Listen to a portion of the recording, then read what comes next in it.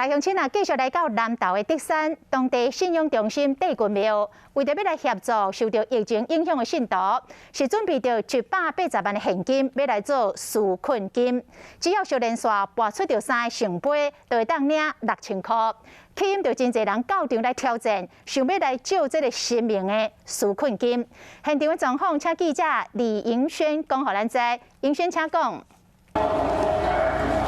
是的，主播可以看到民众从庙门排到庙前广场上，在工作人员引导下保持安全社交距离，一个个进去到庙里面，准备要来直缴求纾困金。而这些排队的民众来自北中南，特地跑到南投竹山的一间庙宇，就为了求得6000元的神明纾困金。几点就来了？4点半，等我做生意，台南，我想说来分一下福气啊呢。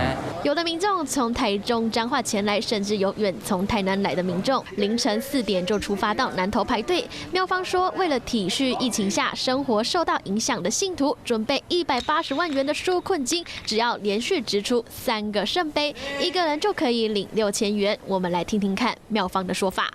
伊都要做事业，要卖一凉水，要来做一个小头路。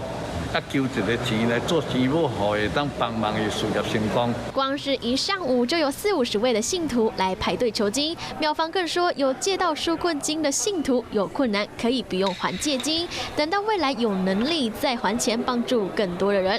以上为现场最新的状况，主播。